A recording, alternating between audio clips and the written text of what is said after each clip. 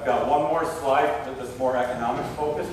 I think if you have a freestall dairy, your cows come and go from their pen every day. That's the number you ought to know. What is the average time those cows spend outside the pen? I hammered on this for a number of years, and some of you heard me before, my sick of hearing it.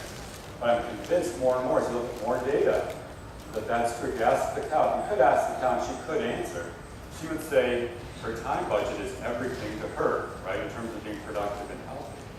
Keep her inside the pen long enough to have enough time to lie down, like Bill was describing, eat without slug feeding, and then, of course, ruminate, drink, and so forth. Just one data set. This is some work I actually did back when I was still in Nebraska. And very simply, over a couple of farms, we had a situation where we could manipulate pen size versus parlay capacity, and thereby keep the cows either outside the pen for 3 hours a day, which was our good treatment, or 6 hours a day, which clearly is pretty bad, but well within the range that you folks know is measured, right, in the Northeast. So 3 versus 6. And what we saw, and by the way, they were commingles. We had heifers, first calf heifers and older cows in the same pen. Make a long story short, the cows, when we switched things around so they're only outside the pen 3 hours a day, they gained about 2 hours per day rest and about over 5 pounds per day milk production. That's in a short period of time too, in 14-day periods we were using. So I would love to have done it longer. We didn't get a chance to, obviously, but longer term, look at the impact. And then look at these first calf heifers that are in there competing with the older cows. They gained 4 hours a day rest when they were outside the pen 3 hours versus 6 hours a day. 4 hours a day of rest. And that was associated short term with 8 pounds of milk. But even if you didn't know anything about the effect of lying down, if I told you something on your dairy was making your heifer stand up for 4 hours a day more, you'd know that was a bad thing, wouldn't you? That's just intuitive. But there are economics associated, just short term, with milk production, to say nothing about potential long-term, excuse me, long-term consequences. Talked about lameness.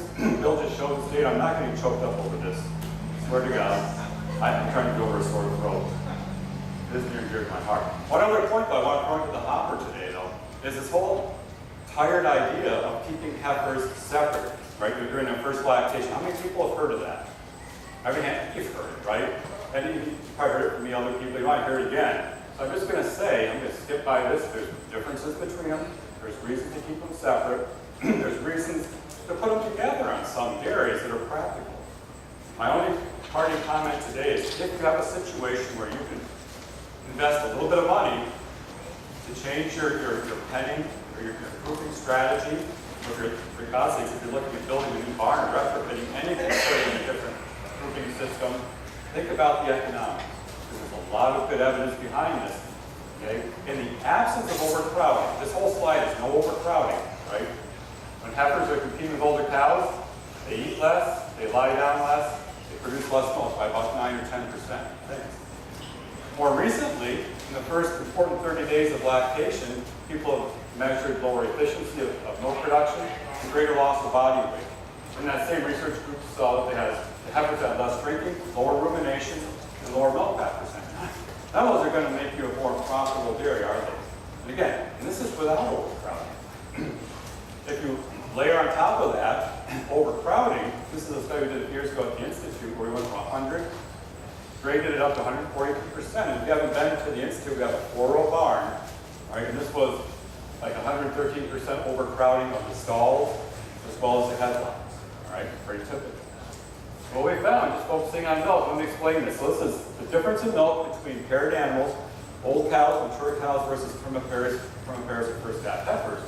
I would say 100%, you can see that. The older cows produce about 6 pounds per day more milk. You see it? That's how you read it. Now here's the point. I've already said heifers have a problem competing and it has economic consequences. You just ramped up only 113%. I'm convinced most farmers don't consider 113% overcrowding. Actually, I hate to admit it, but our own farm manager at DC doesn't consider it overcrowding, right? And sometimes I don't either. But if you've got heifers commingled, look at that difference. That goes from 6 pounds advantage for the older cows up to what? 14 pounds. That's a huge swing with a very modest increase in stocking density. And we've seen that in a couple of studies now. As you ramp that up, it gets worse. At the highest level, 140%, they come back together, not because the heifer suddenly figured it out, but why? They at that point you're hammering the older cows as well. All right. Vitamin R, resting people talked about that. Bill made reference to this data. Generally, as cows get further in milk, further days in milk, their resting time goes up. They don't spend as much time with the bunk eating. But within a given stage of lactation, there's a really clear relationship between increasing the cow's ability to lie down, improving stall comfort, if you will, reducing stocking density, whatever it is, and milk production. That's captured on this slide. And in a nutshell, I feel pretty good about this swag thumb rule. You don't always see it, but a lot of times, if you can improve comfort of the stall or access to the stall, and the cow lies down more, every hour of extra rest, short term, will give you at least 2 pounds, maybe as much as 3 or 3.5. There's a big standard error around that, right? If you go home and try it and you want to get a pound or something, or you don't even measure a production response, but maybe something else, no, don't shoot me. But I would say at least 80 to 90% of the herds we work with, you see roughly in that range of production response. Again, to say nothing about the longer term consequences. And Kurt's going to talk about some of the economic benefits people have measured of improving stalls. So I put this in there so it'll be in your handout, but I'm not going to talk about it now. Overcrowding. This picture, the picture's worth 1,000 words if you can see it, but to me this is what it boils down to. This is a still, this is a picture taken in our barn about 1 a.m. In our barn at 1 a.m., every cow should be in a stall.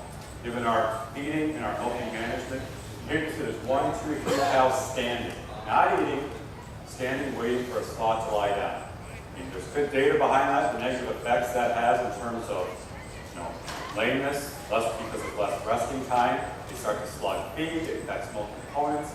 On down the line, it affects intake and milk production. But right there, I think is where the problem starts. Cows are standing because they prioritize resting over eating. Every study shows that. Don't make her choose, right?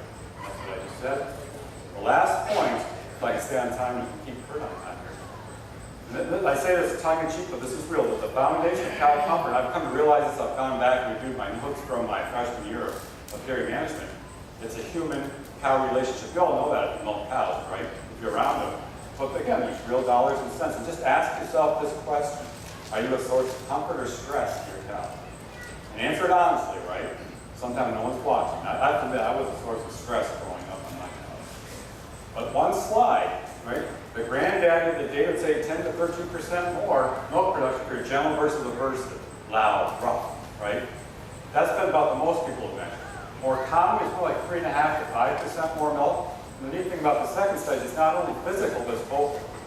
You've heard that story before, but again, economics. There's real, consistent, predictable milk production gain or loss depending on how you treat your cows, particularly in the parlor. So don't forget that, right? It doesn't cost a dime. Again, it may be a stress on you to be in a good mood, but don't stress the cow. So again, 29, 30 pounds, that's management. That's what you have to work with. Let's try to, you can be on the upper end of that if you think about the cow's management environment, right? And some of these key factors, and I just hit the waterfront quickly, but again, just pretty predictable and very real economic responses associated with all of those. So listen to your cows. You can't read that. It says I'm never contented anymore. So make them content, right? Listen to them. I think with that, I'm done. And hopefully we'll have plenty of time for yep. Thank you, Rick. Appreciate that. Excellent presentation. So, Kurt, come on up. Kurt Gooch is our resident engineer here in New York. He's with the Cornell Pro Dairy Program. I think most of you are familiar with his work. He does a lot of outreach to producers, both on the farm and in formats such as this. He's going to take a look at the facilities aspect, the engineering aspect of cow comfort, some of the things that have been touched on here. He's going to give us a little bit more background and depth to that facility aspect of cow comfort. So with that, I'll let Kurt take it from here.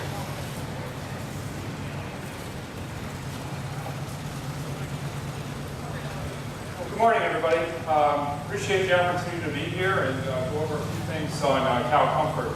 I've been working on and off on cow comfort for a long time now. I'm still learning.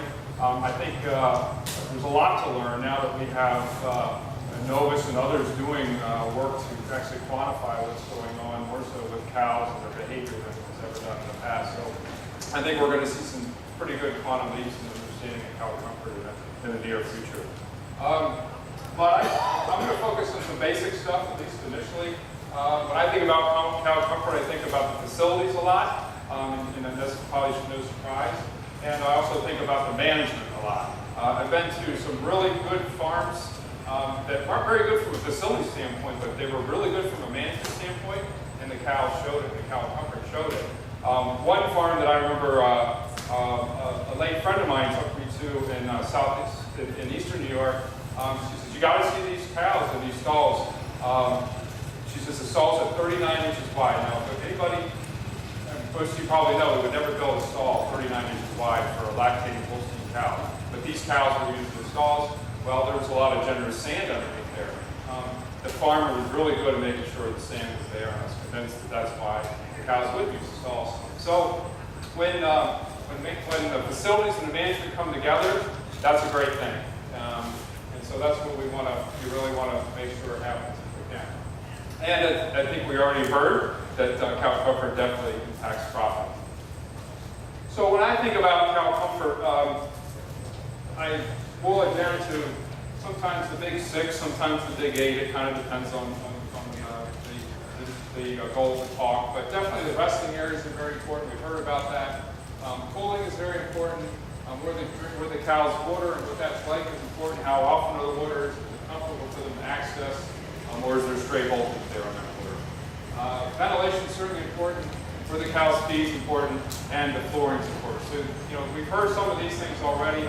I'm not going to go through all of them. I just want to share with you a few that seem to make sense to share that I felt would be helpful to go over. From a stall standpoint, we spend more probably time in the stall than anything else. After all, it's probably the primary reason why we build a barn, is so that cows have a nice place to lay down. This is, we really can't beat this. Everybody would like to have the cows laying down in a barn like that.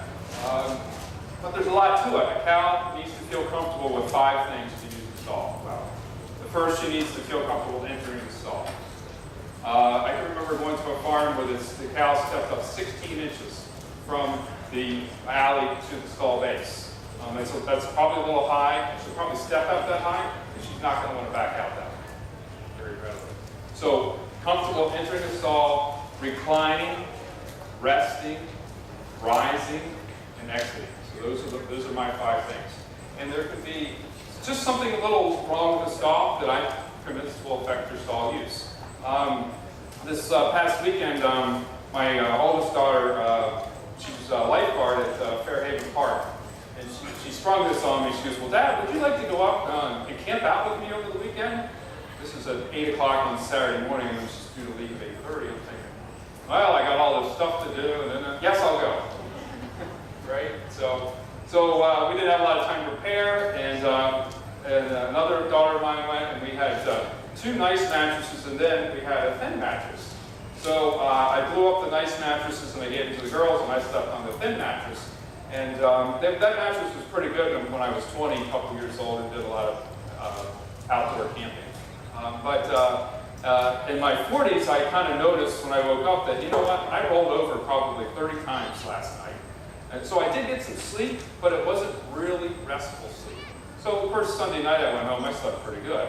But I'm convinced that, if a stall bed is nice and restful for a cow, she'll probably rest better. So that's an important thing to know. So unfortunately, we see a lot of examples where cows aren't resting in the stalls, and Phil Stone showed some of these already. And again, what's the reason for that? So there's some opportunity out there, and I'm going to show you an example of one that I went through with a farm in Western New York that's it's a good farm to work with, and we really appreciate the opportunities to work with farms. This is their before situation. This happened to be the cows were out being milked, so I was able to get a good picture of that, and somewhat another stock when they were in there. And one of the things is that this was a 1995 freestyle barn that had been added onto, and from the curb to the curb is only 13.5 feet. Now, if we were going to build a freestyle barn today, how wide would that curb be? What was that? 15? Okay. Anybody say anything else? 16? 17? So it would be bigger than 13.5 feet. It would be longer than 13.5 feet. So we really wasn't much we could do about the curb to curb because of the way the barn was. But I was convinced we could probably come up with a way for the cows to lay down. dealing with this 13.5 feet curved curve. So went through some iterations with some different designs, and actually, came up with a loop that was just, this is the loop. And it allows the cows to lay diagonally. Now, if the farm came to me and said, I want to build a new freestall barn, I wouldn't want to see the cows lay diagonally. I want to see them laying straight. But in this case, we didn't have any choice, so we designed a loop that allowed them diagonally. There's nothing in the front of the stall vertically. And some of you may remember that wasn't too long ago that there was channels that were horizontal and the rails were right to that. A lot of those channels were right away in the cow lung space. So we wanted to get the channels down lower because that's how we were going to mount the loads, so they weren't in the way of the cow's lung space. So that's what we designed and came up. I sent it off to a fabricator that the farm had said we're going to buy we want them to build it. And I talked to the fabricator and said, look, I said, are you able to build a stall that will stay up that's designed like this? And they said, well, with one little change, yes, we can. And I said, that won't affect the cows using the stall. So they ordered it, and afterwards put it in. And this is a picture of the day after the stall renovation was taking place. So what they basically did was got a bunch of people together and got it done quickly. Now, there was some mention about the brisket board. One of the 4 natural lying positions of a cow is with the leg extended forward. And so, right, I remember the first freestalls I did in the 80s, largely following designs from Penn State, which is, they have a lot of good information out there, but everybody was saying you needed a 12 or 14-inch brisket board. There's no way like a cow is going to lay naturally with a brisket board like that. So is probably going to cut down her lying time. So we wanted to make sure she could lie comfortably. This is a slide or two I'm going to show from a retired colleague of ours, John Conway, who worked with a tie stall barn. And in the foreground is the original loops that had been in the stalls in the barn for a long, long time. And then these are loops that were put in 4 or 5 years ago or so. So you can see the difference there. And the farm took no shortcuts. They pretty much followed all the recommendations, and it had really good results. And I'm not going to go through all these, but this is before July 2006. They had 80 cows, and then afterwards they had 74 cows. Well, why is that? Because they widened the stall some. So 6 less cows. Milk per cow before was 70, after was 95. And looking back at the notes that go along with these slides that John had typed at the bottom, he mentioned that most of that milk production increase was very quickly after the renovation took place. So just an example where, another example of where the cow comfort and economics go together. Unfortunately, this is a little bit backwards. I was going to talk about resting. This is a nice, generous bed of sand. This is a Michigan freestall. A lot of freestalls bedded with sand. Michigan is all sand anyway. But really, really great deep bed of sand. This happens to be some sand that's not quite sand. And one of the things that the researchers showed and observations showed as well is that the resting surface, again, makes a difference in how long the cows are going to lay down. So there's some management that can be done, and this farm actually does try to break up that sand. It tends to knit together a little bit. There's sand and then there's sand. So management was used there to make a good resting spot because they really didn't have any other sand readily available. I think a lot of us who've been around cows know that cows can tell us a lot, right? They can't talk, like Rick was saying, they can talk to us, that'd be great. But we can observe things on cows that show us we need to make changes. So simple things like hair missing on the back lower portion of their neck, top of their neck means, well, we could raise that neck rail, right? Pretty easy to do. Not a big change, and that probably will affect feed intake in a positive way. This is a farm in Western New York, and I give these guys a lot of credit. They basically called me up and said, well, look, we have our barn that runs north-south, 6-row barn. What's that mean in the afternoon sun in the summertime in New York? Pretty cold. Pretty warm, right? Yeah. So this happens to be in the morning in the spring, but so the barn's running north-south, so the afternoon sun's going to be going right on those row stalls, right? So, okay, well, what are we going to do about that? We're not going to take them out. So what they basically said was, well, we're going to get some architectural curtains. So these run up and down vertically. And if you notice, they're not perpendicular to the sidewall. They're at an angle. Well, why are they at an angle? They're an angle because they can still block the sun going in. I wish I had an afternoon picture to show it really well. But wind can still go through. So they can get the ventilation through the barn but block that out from the inside. So that's important ventilation, yes? Yeah, they're structurally able to stand in the same place. Yep. So that kind of gets us more into some other things I want to talk about on ventilation. There's plenty of farms that are sitting down, old farmsteads. They're sitting, a lot of them are down near where the water was. Well, that's usually down low, right? The hills are blocking natural air currents. So these are really good candidate barns for mechanical ventilation, tunnel ventilation, that kind of thing. Or a barn like this that happened to have been built on the cheap years ago, so very low sidewall heights. It is well exposed to the air, but the sidewall heights are so low, we can never get enough air coming in to meet the needs of the barn cows. So mechanical ventilation techniques like tunnel and some others are really good for that. This happens to show fans in the center of the barn mounted in air exhaust exhausting the air up, and so they can draw air, in through the sidewalls and exchange it that way. So there's a lot of ways to augment natural ventilation with mechanical, and it really depends on the barn and what's best based on the specifics of the barn and how to do that. But what I'm trying to say is there's plenty of opportunities to make improvements in existing facilities that will really benefit the cows. This is an older, it was a 6-row drive through freestall barn, and they built a new complex on the Virgin site, green site. And so they said, well, we still have the barn. Why don't we put some calves in there?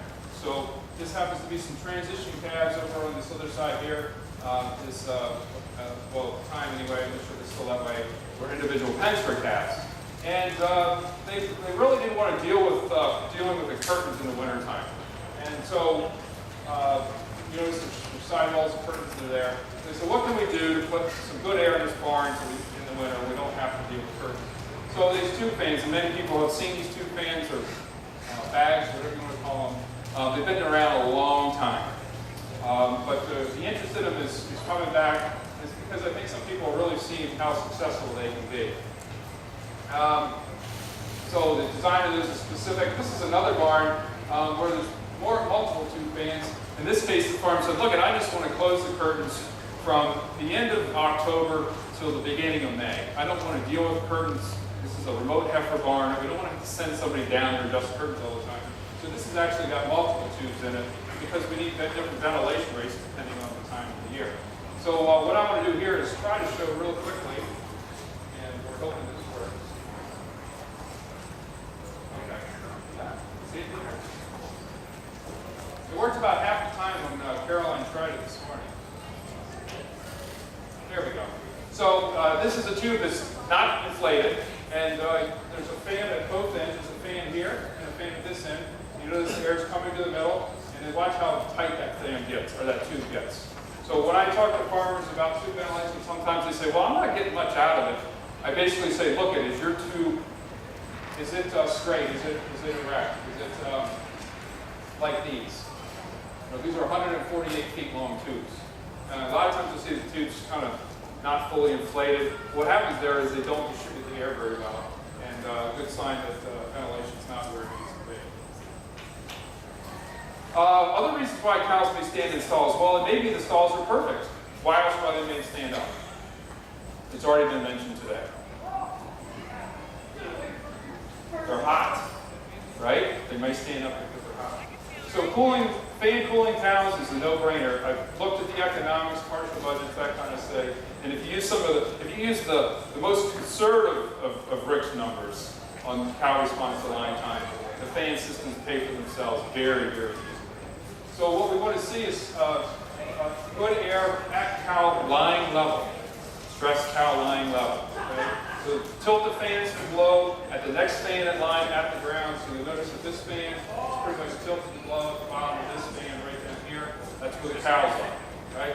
I've seen farms where the fans are tilted not at all, or maybe just a little bit. That just encourages the cows to lay up, because if there's more air up here than there is down here, they're going to want to stand up for that air, okay? Okay, that's just a drawing back. Above fans, next thing, and this is real powerful, sprinkling cows. And so this is a sprinkling system that's set up over top of their backs and runs the length, applies a generous amount of water very quickly, and then it's shut off. And for the balance of the cycle, the fans run, so they can run while the water is being applied too. And basically, the goal there is to use the heat of the cow to evaporate that moisture. Okay? And when we do that, it pulls very quickly. The best analogy I can figure out to share with you on that is back in the old days where we used to throw a bunch of hay bales or straw bales, and some people probably still do. But when I was working on a farm, we threw lots of hay bales, and it didn't really matter how hot it was. You jump in a pool or a pond, you get wet, get out, stand underneath the shade tree with a little breeze. You will get goose pimples. And that's because the heat that's coming, is being taken away from your skin by that rapid evaporation is causing you to cool down. And so that's what we're trying to do with these cows, okay? It's a really powerful way. Now, if we were in a dry, arid climate, we could do things like trying to evaporate and cool the air. But in the Northeast, we're much better sprinkling cows. There was a little bit of mention about flooring. We've been going to flooring for a long time. I think the long-standing comment by folks that work in facilities for their careers is that flooring is probably the most overlooked item when a new barn is built. Unfortunately, there's still a lot of examples where the flooring was not done right, and we have cows that are paying for it, or the farms are paying for it. So we really want to pay attention to the details. If we have a really bad floor, this floor was poured and prepared, but it hasn't seen a cow yet, obviously. The best thing to do with this floor is probably put a rubber mat over it. If you can't walk on the floor with your bare feet, probably not expect your cows to. Okay? And rubber, I think, is a really good thing to think about at the feed bump, or for a situation where the floor is poor otherwise. So an older floor that may be worn out. There's different ways of repairing an existing floor, and they can be very effective. The devil's in the details, like Bill was mentioning. You know, what's the spacing, what's the depth of the grooves, and this numbers he had are right on. So cutting the grooves in is an effective way, and we can keep the cows feeling confident and moving around through the barn, showing heats and that kind of thing. That's a good thing, and again, I think a pretty quick investment on fixing the old floor. So this is probably my favorite picture I've ever taken of a set of dairy cows. It's just a nice long row of cows laying down and well generally bedded stalls. And that's what I wanted to cover. I think that's the last one. Yeah, that's the last one. Okay, thank you for your time. Appreciate it. Great job, Kurt. Thank you. Appreciate it. So, Bill, Rick, if you would just come sit up here for a second so that we can get some questions and answers. Folks, while they're doing that, I wanted to just let you know that we have copies of the Eastern Dairy Business. The focus of the Profit Manager part of that section of that magazine is on Cow Comfort. These articles from the folks here are in there so that that's another source of information for you. So, any questions for our panelists? Okay.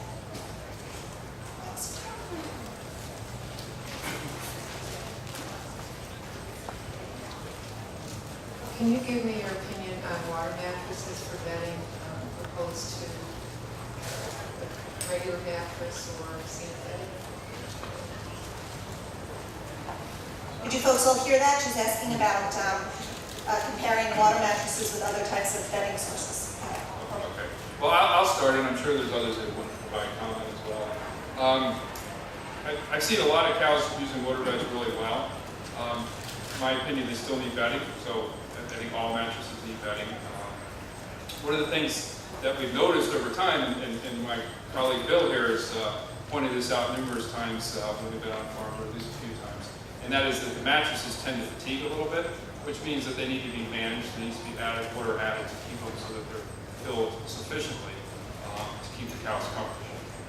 The other thing is, I didn't mention, but it's a good opportunity now, is that really the bedding can drive the stall design. And so, for example, with a water bed, there's a 4.5 or 5-inch seam at the back of the stall. If I was designing the stall, I would give no resting credit to that 4.5 or 5 inches. because I would want the cows to rest on the waterbed. So that means I would move my brisket forward 5 inches, and I would move my neck rail forward 5 inches. Well, let me put it this way. If we had to clear out your stalls and roll, start over, what would you do? You know, if you had to start over. I think there's a microphone coming around so everybody can hear your question. Let me put it this way. If you had to clear out your stalls and start over because they're that old and fatigued, what would you do? What would you start with? If it were your cows, what would you put in for your stalls? So sand or other? Would you start with the base of a water mattress, or would you start with the base of a mattress and put sand on top of it? So it's hard to deny a deep bed of sand is really, I mean, it's really good for cows. I mean, you can go to that direction, that's a great way to go. If your manure system isn't set up to manage sand, which is certainly a possibility in a lot of farms, then it's, well, what I need to do to make that work? That's not doable. Then, okay, so that's basically sand's out. Then what mattress system do I go with? I'm not aware. I'm going to pass this on to some people who do more data collecting on this stuff maybe. I'm not aware of any data that compares different mattresses and how well the cows lay on them. So do you have anything on that? There's actually a couple of papers that were published probably about 10 years ago now in Wisconsin. And so the grain of salt would be some of the mattress technologies changed right at that date. But what Roger Palmer found was that, I agree with everything Kurt said, by the way. Water beds, at least in his era, 10 years ago, kind of fell in the middle. Slightly above the middle in terms of cows' acceptance and use. None of them were as good as sand. But the thing I'd point out is that he looked at several mattress systems, and the ones that ranked above water beds were the softest mattress systems, like foam mattress type things. And what he found is over time, that difference kind of disappeared because the softer mattresses also tended to compress more rapidly and lose that advantage, right? So I throw that into the hopper that you get a really soft mattress system, look at longevity and how much it compresses and becomes harder with 1, 2, 3 years of use. This might be a water bed. Well-designed water beds are better for you. Does that make sense to you, Kurt? In our study, first of all, I think it's important to understand that you can make anything work. If you have the right management, I think that our study has shown that you can make anything work. However, having said that, the deep bed stalls have less lameness, and so that supports the academic work as well as what we see out in the field as well. And it's better hocks.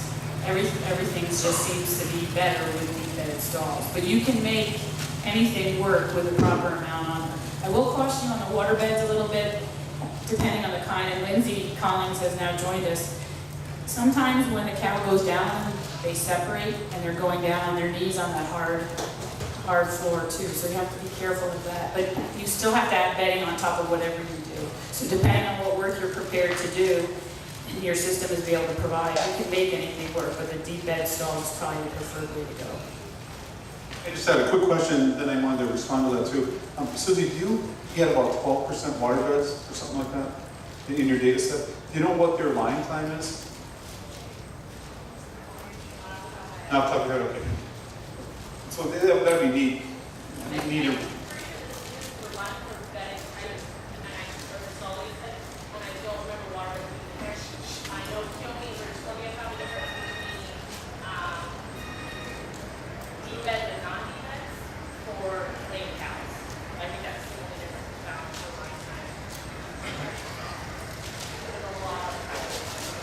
Bill, could you just summarize that for the audience?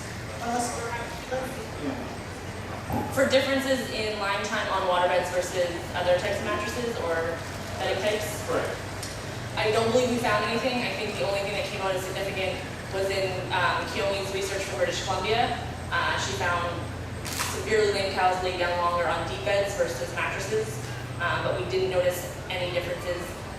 But we only had 18% waterbeds, and on those waterbeds there's a lot of other variation. So when we get more, we may start to see differences. Okay, just real quick, my observations, and we can move on. They last really well. You know, herds that have had them in over 10 years, they look brand new. That's positive. Hock injuries go way down, so they really are not abrasive on hocks. That's been really good. The negatives, that, as Kurt was saying, there's 60 inches of comfortable line space. And that's not enough for a big cow. And what it means then is that if they have the opportunity to actually go farther forward in the stall, take away the brisket board and move farther forward, trying to get on the water bed. So they should be manufactured, I think, so they're longer, 66 inches at least of comfortable line space. And the other one, my other concern is, remember Nigel Cook's research I shared, where there's more lameness on the mattress, and there's less, as lameness increases, standing time increases. His thinking is that as that lame cow is getting up, when her lame digit comes in contact with that hard, unforgiving surface, it's painful. And her reaction is, I won't lie down as much. For the waterbed, when that water goes away, we still have the thickness of the material there, but it's not that soft. So that's been my concern about it too, and lameness. Do they freeze in the winter? I haven't seen it freeze in the winter. No. Then with some of these cars, if we got cars straight from the road for a week, if we get a, 10 below or 30 mile an hour wind for a week, you can't straight their wires. I didn't know. I'm probably could happen. I haven't seen it in our areas here. It happened. Oh, the question was, do they freeze in the winter? And my response was, I haven't seen that as a problem. Okay, so also Lindsay Collins is, as I explained earlier, she had her flight canceled and she couldn't get a flight till this morning. Well, she landed in Syracuse and hightailed it over here, so she's joined us at the panel. She's with Novus International. And she brought with her the resource that was just handed out to you. If you didn't get one, I just hold one up so that you know what you're looking for. And she tried to hit all of you, make sure you got one, but if you didn't, we have more copies of that, so I just want to make sure you're aware of that. Okay, so I saw her hand up over here. Let me get the mic to you.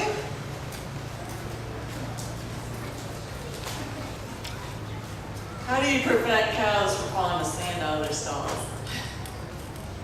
Our cows seem to like to do that. What was the question? How do you prevent cows from falling the sand out of their stalls? So they're telling me I have to answer this.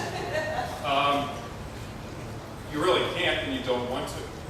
The reason why is that the sand, so the sand's going to become soil as the stall is used, and that basically promotes the growth of pathogens that adversely affect the udder and therefore affect alcohol quality.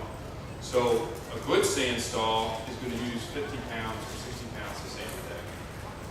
And that would be true for any bedding, not necessarily the mass used, but you would not want to conserve the bedding for very long. Farms that have worked really hard and done a really well job in making separated manure solids work are bedding their stalls 4, 5, or even 6 times a week. So they said, look, we put manure solids in, we can't have them sitting around for 3 days because bacteria is going to grow to levels that's going to adversely affect other health and quality.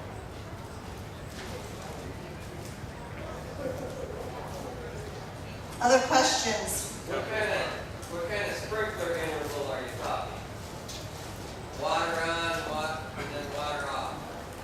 So the research would suggest the goal is to wet the cow's hair coat to her hide and then turn the sprinkling system off. And with most nozzles, you can do that in about 1 to 2 minutes. It depends on the nozzle. And that would be low pressure. The goal is to have a low pressure. So usually a farm water supply would be 40, 50 psi, right? Sprinklers work really well at like 10 to 15 psi. And turn it on for a minute, turn it off for... Oh yeah, so 10 to 15 minutes is a cycle. And as the temperature goes up, Shorten the cycle. Right. Thank you. And you definitely need fans to go along with that. It doesn't work without fan cold. Any other questions? Pretty simple, but when you talk about stocking density, are you strictly talking about cows per stall, or are you taking into account feed space per cow as well? Well, in the data I showed, I guess I was hurrying, not being very careful, but all the data I showed this morning was based on headlocks or bunk space plus overcrowding the stalls too. Some of the data that I didn't share, they've just done one or the other. And that's useful, but I guess in the real world, you overcrowd both at the same time. So, and I think they're both important. I think probably as you're more in the transition period, close up in fresh cows, the data would say they're both important, but focus more on the feed bump because of that strong relationship between feeding behavior, feed intake, and metabolics, right? But you can't discount the stalls all the way through lactation. Even the dry period, some of the work that Tom's done, the dry period is just as important.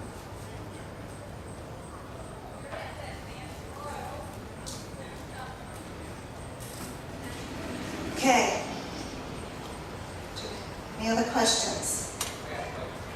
That came to me, if you're reading, is the ultimate place for a cow to lay right there? I say, is the ultimate place for a cow to lay right there? Pasture. I guess you're talking about what's natural, Yeah. assuming it's dry. I suppose. I mean, if you look at some of the video work, especially out of Canada, it does. I mean, it indicates that they're getting up, lying down motion. That's her natural behavior. And so a lot of what Kurt's talked about, others talk about, is how can you allow her to do that, right? In the context of now she's in a stall, and you can with the right dimensions and things that Kurt talked about, it can be done, right? It's more challenging with a tie barn. Probably close to pasture, but I don't think. Well, yeah, you know what I'm saying, right? The cow can lie in all of 4 different postures if you do it right, you know, in terms of brisket locators and that kind of stuff, but it's hard, right? But I think that would make sense. She evolved as a grazer, so what's natural to her is to be out on pasture. But actually, in that UBC study, though, Rich, it's kind of neat. They give the cow the option. Should I go out in the pasture or should I go in my freestall? And right now, out in this sunny, hot day, they go in the freestall and lay down. If given the preference, am I going to go out in the hot sun, right, and get overheated there, or should I go and use my freestall? They go and do that. Right, but it's a management thing. I mean, my cows will lay in the barn until 11 o'clock. I put them out, they go eat, and they'll probably mostly, like you say, stand under a shade tree, and then I put them in about 3 o'clock. A lot of it has to do where the feed is too. Any other comments along those lines? Okay. Susie, did you have something you wanted to add? Well, I'm glad that Bill brought that study up because that was in the back of my mind. But I also want to remind you that in the Southwest, where we did our studies in open lots, they still had 32% lameness. So I find that hard to believe. Okay. That's because some of those lots, when the lots aren't maintained, it's the same with the pasture. If you're not maintaining your pasture, it's not any good to the cows. So some of those lots, the dirt is harder than concrete. So if your pasture is too wet or becomes rocky, then it's worse than a well-maintained. The nice part about the pasture, they're constantly trimming their own posts, you know. Okay, any other questions or comments? All right, it's 12:15, and we know lunch is on the table here. So if you would join me in thanking our panelists for really an excellent job.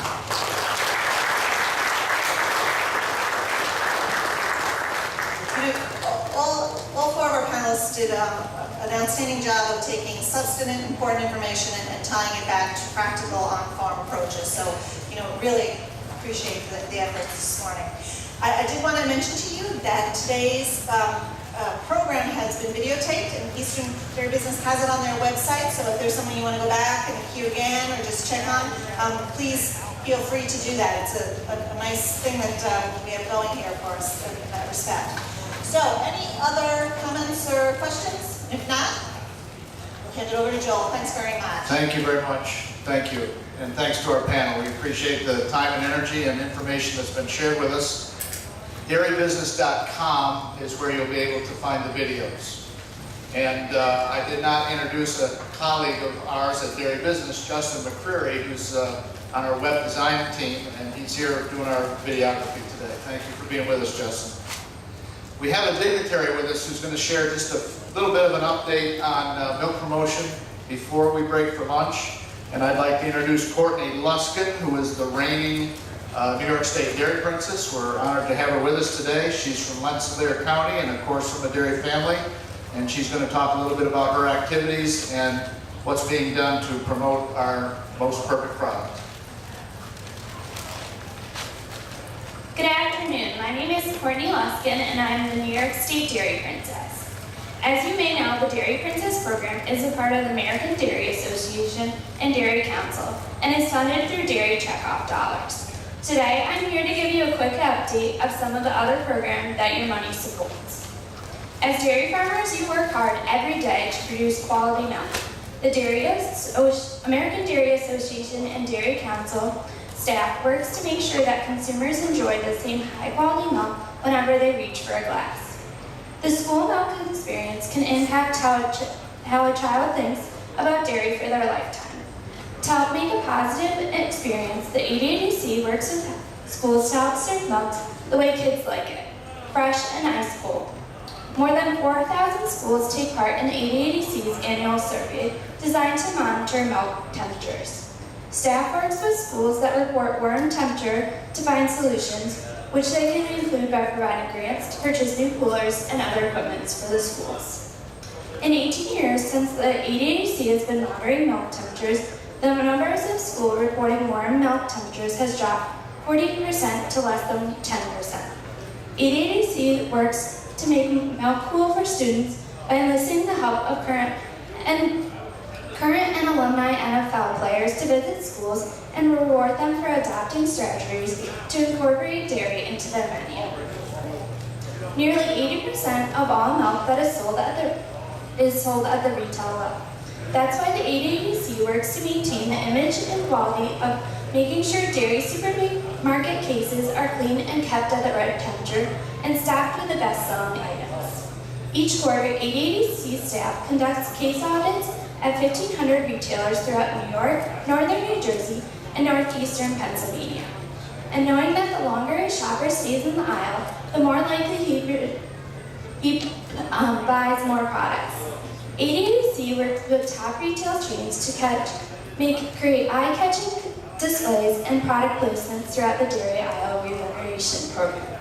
So far this year, ADADC has revamped dairy cases in 55 stores, including King Kullen, Food Town, Key Food, Price Chopper, C-Town, and ShopRite. As interest in locally produced foods continues to grow, many retailers are highlighting these items in their store. ADADC has worked with Tops Market to create an interactive dairy map featuring dairy farmers who supply many products found in the refrigerated case, such as Burned Dairy, Upstate Milk, Cabot Cheese, Giovanni Yogurt, and many more. Visit them online at topssupermarket.com. ADADC works in many other ways to connect farmers with consumers, such as arranging farmers throughout the region to donate composted cow manure to school gardens, and talk with students in many ways about how farmers care for the animal, the food they produce, and their land. And ADADC staff is always monitoring both traditional news and online chatter to identify and respond to conversations that call the quality, nutritional benefits, and safety of dairy products into question. From accusations from animal activists to concerns about antibiotics and GMOs, communication staff work with ag organizations throughout the region, as well as third-party experts to answer these questions and respond to media inquiries. This is just a snapshot of what the ADADC is doing on behalf of the dairy farmers throughout New York, New Jersey, and Pennsylvania. If you have any questions, feel free to stop in our booth, the ADADC booth, and I thank all the dairy farmers in New York State for all that you do day in and day out for the dairy industry. Thank you.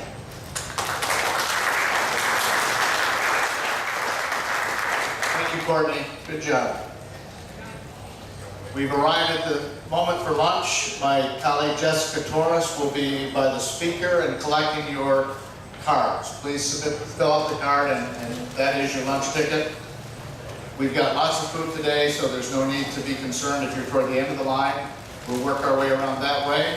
Help yourself to a sandwich, chip, dessert, and milk. We're going to invite our panel to enjoy their lunch either here at the table or in the front of the room. So if you would like to speak to any of the panel members individually, I'm sure they'd be glad to meet you and or chat with you. We thank all of you for being here.